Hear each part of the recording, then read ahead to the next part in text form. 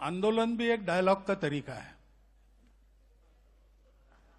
हम यहां बैठ के बात कर रहे हैं, इसमें समझ में आ गया ठीक है, नहीं तो हमारा डिबेट चलेगा। आप किसी कठिनाई में हो या मैं किसी कठिनाई में हूं, सुलझाना आपके हाथ में है, मेरे हाथ में है, और नहीं हो रहा है तो मैं चिल्लाऊंगा, मैं आपको वहां से लेके आऊंगा, ये पहले करो, अर्जेंट है, ऐसा कहूंगा। डेमोक्रेसी में प्रोटेस्ट भी कॉन्सेंसस बनाने का एक तरीका है। Lot of views come together and A consensus is evolved after discussion. That discussion may happen through dialogue. Due to various reasons, if that thing is not heard, agitation पर जा सकते हैं, लेकिन ये सब करना है to evolve the consensus, not to create divisions. अब जेएनजी की बात है तो अभी जो हुआ है, ग्रीवेंस तो जेन्युइन है। भारत की शिक्षा में बहुत कुछ करने की आवश्यकता है, नहीं हो रहा है, इसलिए बात होती है। तो डायलॉग होना चाहिए। डायलॉग के बाद नहीं होता तो क्या करना, बात की बात है।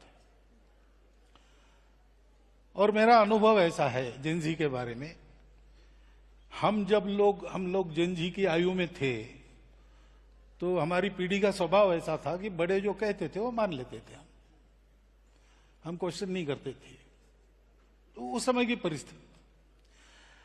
अभी जेएनजी, वो जेन अल्फा, वो प्रश्न पूछते हैं, उनको लॉजिकल आंसर चाहिए, करेक्ट, और इसके साथ प्यार चाहिए।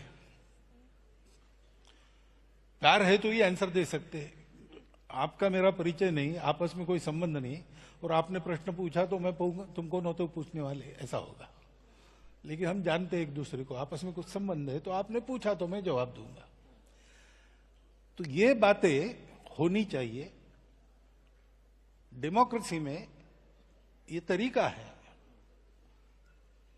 अंग्रेजी में डिबेट कहते हैं, लेकिन हमारे यहां शब्द है शास्त्रार्थ। उसमें वाद और प्रतिवाद नहीं होता है, उसमें पूर्व पक्ष उत्तर पक्ष होता है।